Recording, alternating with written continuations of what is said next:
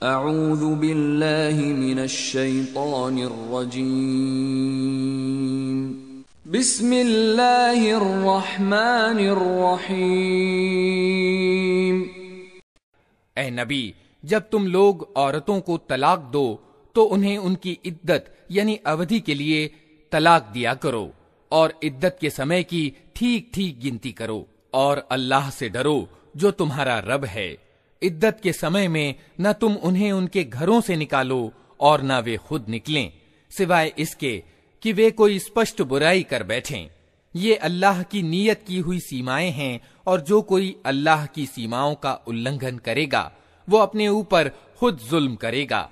तुम नहीं जानते, शायद इसके बाद अल्लाह मेल मिलाप की कोई सूरत पैदा कर दे। फिर जब वे अपनी इद्दत की अवधि के अंत पर पहुंचें तो या तो उन्हें भले तरीके से अपने निकाह में रोक रखो या भले तरीके पर उनसे अलग हो जाओ और दो ऐसे आदमियों को गवाह बना लो जो तुम में से इंसाफ करने वाले हों। और ए गवाह बनने वालों, गवाही ठीक ठीक अल्लाह के लिए अदा करो।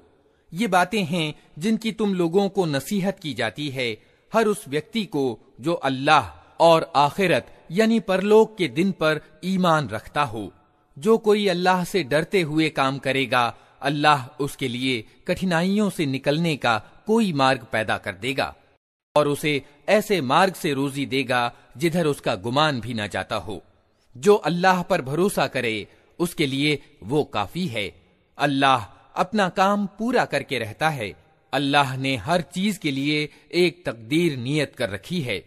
और तुम्हारी औरतों में से जो मासिक धर्म से निराश हो चुकी हों, उनके मामले में अगर तुम लोगों को कोई शक हो रहा है तो तुम्हें मालूम हो कि उनकी इद्दत 3 महीने है और यही हुक्म उनका है जिन्हें अभी हैज न आया हो। और गर्भवती औरतों की इद्दत की सीमा उनके बच्चा पैदा हो जाने तक है। जो व्यक्ति अल्लाह से डरे उसके मामले में वो आसानी पैदा कर देता है। अल्लाह का हुक्म है जो उसने तुम्हारी ओर उतारा है। जो अल्लाह से डरेगा, अल्लाह उसकी बुराइयों को उससे दूर कर देगा और उसको बड़ा बदला देगा। उनको इद्दत की अवधि में उसी जगह रखो जहां तुम रहते हो, जैसी कुछ भी जगह तुम्हें उपलब्ध हो, और उन्हें तंग करने के लिए उनको न सताओ। और अगर वे गर्भवती हों तो उन पर उनके बच्चा पैदा होने तक खर्च करते रहो। फिर अगर वे तुम्हारे लिए बच्चे को दूध पिलाएं तो उनकी उजरत उन्हें दो और भले तरीके से उजरत का मामला आपस की बातचीत से तय कर लो। लेकिन अगर तुमने उजरत तय करने में एक दूसरे को तंग किया तो बच्चे को कोई और औरत दूध पिला लेगी। संपन्न व्यक्ति अपनी संपन्नता के अनुसार खर्च दे और जिसको रोजी कम दी गई हो वो उसी माल में से खर्च करे जो अल्लाह ने उसे दिया है।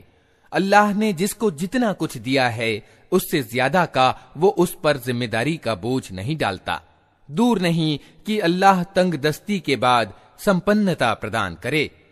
कितनी ही बस्तियां हैं जिन्होंने अपने रब और उसके रसूलों के आदेश की अवहेलना की तो हमने उनसे कड़ा हिसाब लिया और उनको बुरी तरह सजा दी।